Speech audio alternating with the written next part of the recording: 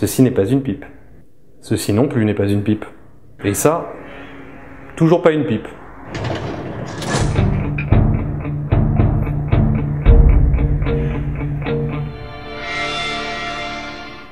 Je m'appelle David, je suis pharmacien, je tiens une pharmacie à Clichy depuis environ 4 ans. Voilà. J'ai commencé, je peux le dire bêtement, à l'âge de 21 ans, c'est relativement tard par rapport à la moyenne des fumeurs en France. Et c'était à la fac, entourage de fumeurs, donc forcément ça joue sur, ça influe sur notre envie de fumer. Et puis voilà, j'ai commencé avec une cigarette, la première cigarette qui fait tourner la tête, que tout le monde connaît, et puis une deuxième, et puis après on achète son paquet et on tombe dedans, classiquement et bêtement. Voilà. Et ça a duré assez longtemps, jusqu'à il y a 1 an à peu près. Au départ, on allait 5-6 cigarettes par jour, et puis ça a été crescendo, et je suis arrivé jusqu'à quasiment un paquet par jour. Je sais, c'est pas bien, mais bon, voilà, même pour un pharmacien, on n'est pas à l'abri. On connaît les ravages du tabac, on sait exactement quelles sont les influences sur notre santé, sur notre organisme. Ça ne nous empêche pas de faire la bêtise, quoi, comme tout le monde. Alors, j'ai connu la cigarette électronique il y a environ 1 an. Il faisait beau au mois de juin, à peu près. Mois de mai, juin. J'étais au resto avec 2 potes à moi, et il y en avait un des deux qui a posé sur la table. À l'époque, il avait un Pro Tank et un Mini Vivinova avec des batteries classiques, les Egocé qu'on trouve dans toutes les bonnes boutiques. Et puis j'avais déjà entendu parler en tant que pharmacien, j'avais même testé quelques cigarettes électroniques jetables qui étaient pas bon, l'effet était pas très concluant, et bon, j'étais pas non plus très convaincu de ce genre de produit. Et j'ai testé donc ces modèles un petit peu plus élaborés, et ça m'a bluffé. Clairement, ça m'a bluffé. Ça a remplacé la cigarette, ça avait un goût incroyable en plus. Il m'avait fait tester un goût style, c'était gaufre cannelle, je crois. Et j'ai vapé ça toute la soirée. J'ai plus voulu mon paquet de cigarettes, j'ai laissé dans un coin de la bagnole, et je suis pas retourné chercher une clope, et voilà, j'ai passé la soirée avec mon gaufre cannelle, c'était cool. Alors j'ai pas arrêté la cigarette du jour au lendemain. J'ai d'abord commencé à acheter mes divers éléments pour faire un set relativement complet, parce que moi j'aime pas faire les choses à moitié, donc j'ai pris tout de suite les 2 batteries, les clearomiseurs qui vont bien. J'ai pas commencé par un Stardust, mais j'ai commencé directement avec le Pro Tank. À l'époque c'était déjà pas mal, il y a 1 an. Et quand même, je m'autorisais les cigarettes que j'appelais les cigarettes essentielles. C'est celle du café du matin et celle d'après les repas. Ça se limite donc à 3 voire 4 cigarettes par jour. Et j'ai tenu comme ça pendant à peu près 7-8 mois, en ne fumant que ces cigarettes dites essentielles, si tant est que des cigarettes puissent être essentielles. Et là, il y a quelques mois, j'ai complètement arrêté. Je me suis dit que ça servait à rien, que tant qu'à vaper, et puis autant vaper jusqu'au bout. Et j'ai arrêté la cigarette, même les cigarettes essentielles, je les ai arrêtées complètement. C'était surtout principalement vis-à-vis de mon entourage déjà. Déjà, je sentais plus la cigarette. Je travaille au comptoir, donc je suis au contact avec les gens dans une pharmacie, et donc ça la foutait mal d'avoir une odeur de cigarette sur les doigts, même si je prenais quand même soin, avant de passer devant le comptoir ou derrière le comptoir, de me laver les mains, éventuellement de mettre un petit coup de spray Flocaril pour pas le citer, et voilà. Mais bon, il y a quand même une odeur qui est persistante, même vis-à-vis de l'entourage, des vêtements. Et puis j'ai 2 enfants, et du coup, même le soir sur le balcon, à fumer sa clope, à grelotter, bon, c'était pas très agréable. Il y a quand même des odeurs qui rentrent dans la maison, c'était pas très agréable. Et ça, déjà, c'est un bénéfice énorme avec la vape, c'est qu'on n'a pas ces odeurs. Et ça, c'est assez incroyable. Et après, bien évidemment, il y a tout ce qui s'ensuit, c'est-à-dire qu'on retrouve l'odorat, un odorat que je croyais ne pas avoir parce que je croyais que c'était génétique. J'avais pas d'odorat, c'était comme ça. En fait, pas du tout. C'est la cigarette qui me l'avait tué petit à petit. Et je l'ai retrouvé. Le goût des aliments, le goût de certaines choses. Du coup, je suis un peu plus difficile quand je mange quelque chose. Et voilà, quoi, c'est déjà les choses essentielles. C'est vrai que je suis pas un grand sportif, donc j'ai pas pu encore vérifier sur mes capacités pulmonaires et sur mon endurance, j'ai pas pu vérifier les bienfaits de l'arrêt du tabac versus la cigarette électronique. Mais bon, c'est un truc à tester. Pourquoi pas prochainement, ouais, pourquoi pas. J'ai 2 enfants qui sont encore jeunes, hein, 6 et 7 ans. Ils sont très contents. Ils comprenaient pas pourquoi je fumais, et maintenant ils sont plutôt contents. Ils trouvent que c'est rigolo la cigarette électronique. Bien sûr, c'est jamais. Alors, il faut faire quand même très attention. Là, je vais parler en tant que pharmacien. La cigarette électronique, c'est pas complètement dénué d'effets secondaires. Il y a une innocuité qui n'est pas complète. Donc, il va falloir être très vigilant, surtout avec la cigarette électronique dite passive. On parle beaucoup de tabagisme passif. Ça existe aussi avec la cigarette électronique. C'est pas du tout comparable à la cigarette, au tabac, mais ça existe quand même. La nicotine, une fois métabolisée, une fois brûlée ou chauffée à haute température, elle se transforme en ce qu'on appelle la cotinine. C'est le métabolisme de la nicotine, et on la retrouve dans cette vapeur qu'on recrache. Donc, cette fameuse vapeur, qui n'est pas vraiment une vapeur qu'on recrache, effectivement, il n'y a pas de gaz carbonique, il n'y a pas de goudron, il n'y a pas d'éléments cancérigènes, et c'est quand même le plus important. Mais par contre, on retrouve cette cotinine, ce fameux métabolite de la nicotine, et donc, forcément, l'entourage peut bénéficier, entre guillemets, de ces métabolites. Donc il faut quand même faire très attention quand on utilise la cigarette électronique à côté d'enfants ou proche d'un entourage non fumeur. Pour moi, la cigarette électronique, je pense pas que je vais être très original, mais ça va être un peu les deux. D'abord, à la base, c'était une manière d'arrêter de fumer qui soit pas trop contraignante. Il se trouve que non seulement elle n'est pas contraignante, mais en plus elle est super agréable. Donc c'est à la fois pour arrêter de fumer, mais en même temps c'est agréable. Donc c'est une manière de fumer autre. Et d'ailleurs on ne peut plus appeler ça fumer, on appelle ça vaper ou vapoter, en fonction des milieux qu'on côtoie. Et donc pour moi c'est un peu les deux. Voilà. Donc c'est pas très original, mais c'est tout ce que je peux en dire.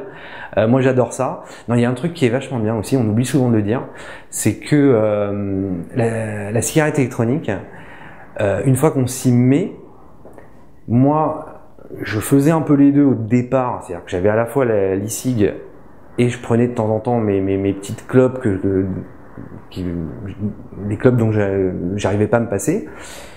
Et petit à petit, ces petites clopes dont j'arrivais pas à me passer, devenaient de plus en plus, clairement dégueulasses, quoi. Je les supportais plus. Et ça, c'est pas mal aussi, parce que en fait, ça dégoûte petit à petit de la cigarette. Pas de la même manière que le faisaient certains médicaments. Je tairai le nom parce que c'est même pas la peine de rentrer dans le détail, mais voilà, quoi. Ça aide à vraiment à se dégoûter un peu de la cigarette au profit de produits quand même bien plus agréables, quoi. Tout ce qui nous reste en fait pour lutter contre le tabagisme, ce sont les patchs, les inhaleurs, les sprays, les gommes, les comprimés à sucer à base de nicotine. Voilà, c'est tout ce qui nous reste et c'est tout ce qui est vraiment qu'on retrouve sur le marché des officines, des pharmacies d'officine de ville, quoi. Le spray s'apparente pas mal avec la cigarette électronique, parce qu'il faut savoir qu'en fait c'est pas vraiment la cigarette électronique, c'est pas vraiment une vapeur, c'est un aérosol, ce qu'on appelle un aérosol, parce qu'en fait c'est des particules, des gouttelettes, des particules liquides en suspension mélangées à un gaz. Donc c'est pas vraiment de la vapeur.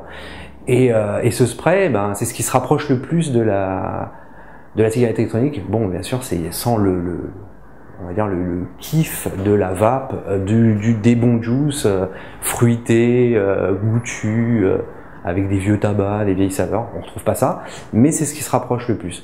Voilà.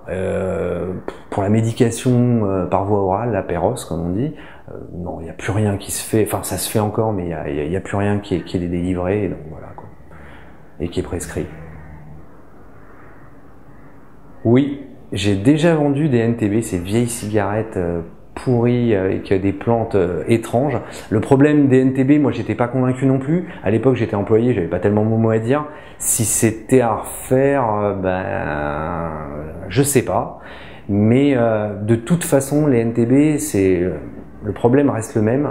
Il y a du monoxyde de carbone, il y a des produits de combustion, c'est forcément mauvais. La fumée, il faut savoir ce que la fumée aussi, parce que les gens ne savent pas ce que c'est la fumée, enfin le commun des mortels. Je comprends d'ailleurs. La fumée, ce sont des particules solides. La fumée, ce n'est pas un gaz, c'est un solide. Donc c'est quand même assez nocif. Quand on pense que ces particules solides se déposent dans les poumons, on les recrache et vont être respirés par notre entourage. Donc c'est quand même assez alarmant. Et les NTB en faisaient partie, même si effectivement il n'y avait pas de tabac, il n'y avait pas de nicotine, c'est super. La nicotine, c'est pas le produit le plus dangereux dans la cigarette, loin de là. La nicotine, même utilisée à des doses bien adaptées, elle peut même être plutôt bénéfique. Donc voilà, on a diabolisé la nicotine et en fait on s'est gouré d'ennemis, tout simplement. J'ai lu récemment l'étude de l'OFT justement, c'est l'Office français de prévention du tabagisme et des autres addictions. Et voilà quoi, toutes les études, ils faisaient des études comparatives, tabac d'un côté, cigarette électronique de l'autre, et à chaque fois la conclusion c'était mêmes effets que le tabac, mais infiniment moindre, écart type, quand on parle d'écart type, c'était vraiment voilà, des millions d'années-lumière des effets du vrai tabac quoi. Quand ils font des études, il faut savoir que c'est dans des chambres bien fermées, bien clôturées. Du coup, on baigne dans le fameux aérosol qu'on recrache avec les cigarettes électroniques, et ils nous disent que même dans ces chambres-là, on n'atteint pas les degrés de toxicité minimales. C'est pas une étude qu'a fait l'OFT, hein.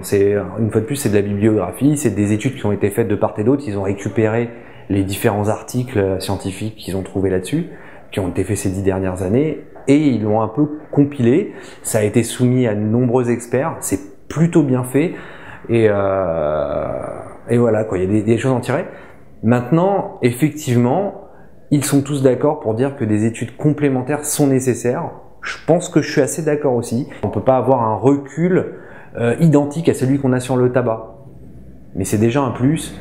Et de toute façon, on sait très bien où on arrivera. On arrivera à quelque chose qui sera de toute façon moins nocive que le tabac. Les ordres de grandeur dans ces études, le problème c'est que les ordres de grandeur sont tellement énormes, les écarts sont tellement énormes que les conclusions ne se chiffrent même pas. On parle d'infiniment moindre. Et c'est là que on peut se poser la question, où est le problème? L'avis des experts.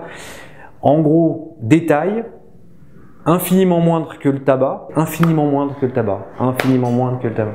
Et ça se répète au long des études. Il va falloir être très vigilant, pas sur le hard évidemment, pas sur les batteries, pas sur les cliros, pas sur les atos. Là où il va falloir être vigilant, c'est sur les juices, les additifs principalement. Moi j'aimerais bien que le gouvernement soit un petit peu plus souple avec la cigarette électronique. Là actuellement c'est très bien qu'ils aillent pas plus loin quoi. On est bien comme ça. Et puis il faudrait aussi retrouver un autre nom que la cigarette électronique ou que le cig, quoi, que le mot cig ou cigarette disparaisse du vocabulaire quoi. On essaye petit à petit, il y en a qui y arrivent. Moi j'ai encore un peu de mal, mais il faudrait l'enlever parce que ça n'a rien à voir avec la cigarette, clairement. Non, j'en vends pas. J'ai très envie enfin c'est un truc qui me plaît énormément. Je fais moi-même mes atos, j'ai des reconstructibles, je suis à fond dedans, je suis le vrai geek, je regarde plein de reviewers, j'adore ça. J'aimerais bien faire un stand dans la pharmacie. Pour l'instant, la loi est un peu floue. Le Conseil de l'ordre des pharmaciens n'autorise pas, clairement n'autorise pas la vente de cigarettes électroniques en pharmacie. Maintenant, n'autorise pas, mais ne l'interdit pas. C'est un peu bizarre, c'est un peu contradictoire. On ne sait pas quoi faire de ça, mais on essaie de se débrouiller. Moi, j'ai décidé de ne pas le faire. Et puis, le jour où je le ferai, j'aimerais le faire bien, avec un bon partenaire et faire un vrai corner, parce que c'est vraiment une passion et j'adore ça. Quelque chose d'un peu pointu, j'aimerais bien. même si voilà, pour le grand public c'est toujours pas évident pour commencer. On commence pas avec un atto reconstructible, ça c'est évident. Mais j'aimerais bien commencer par j'aimerais bien ouais, faire un corner comme ça, assez pointu, avec des jus bien sélectionnés, évidemment bien contrôlés, et puis du matériel plutôt haut de gamme, high-end comme on dit. Et voilà quoi, c'est un truc comme ça où on pourrait tester différents arômes, qui sont un peu ludiques en même temps. Et puis prévenir un petit peu des effets aussi, voilà, tenir informer les gens, voilà, qu'ils aient que leur consentement soit complètement éclairé, quoi. Pour tout vous dire, moi quand on me parle de la cigarette électronique, et c'est souvent le cas en ce moment en pharmacie, je dis yes. Clairement, je les encourage à ça, je les dirige vers ça, surtout quand on la recommande en tant que professionnel de santé, c'est un peu à parole d'évangile, on fait toujours très attention à ce qu'on dit. Donc, du coup, effectivement, je les recommande à des boutiques que je connais, dont je sais que les produits sont bien réglementés, et avec qui j'ai des contacts, parce que je veux pas non plus les envoyer direct sur des sites sur le net. Il y a un peu tout et n'importe quoi, il y a à boire et à manger, il y a des très bonnes choses, et puis il y a le reste. Donc j'essaye toujours d'orienter mes clients quand ils sont intéressés par la cigarette électronique et par cette manière, cet échappatoire au tabac, et ben j'essaie de les orienter vers des choses que je connais absolument et des gens en qui j'ai confiance. Récemment, une petite dame qui est venue, elle travaillait à l'hôpital et elle veut arrêter de fumer. Je lui en ai parlé, a priori ça l'a bien touché, elle a bien compris que moi aussi j'aimais beaucoup ça. Je l'ai orientée vers une boutique, bah, du coup elle a pris tout le staff de l'hôpital qui fumait avec elle et ils sont venus dans cette boutique, ils ont tout dévalisé, ils ont acheté pour je sais pas combien de millions d'euros de cigarettes électroniques, et voilà quoi, là maintenant ils ont arrêté, ils sont super contents, elle, son compagnon et puis tout le staff avec qui elle travaillait. Donc ça c'est, ouais, on peut dire que c'est une réussite, quoi. Si j'ai réussi à la convaincre, je suis assez content. Et tout ce staff qui travaillait à l'hôpital, je les ai envoyés chez Pipeline. Alors, il ne s'agirait pas de m'oublier, les gars.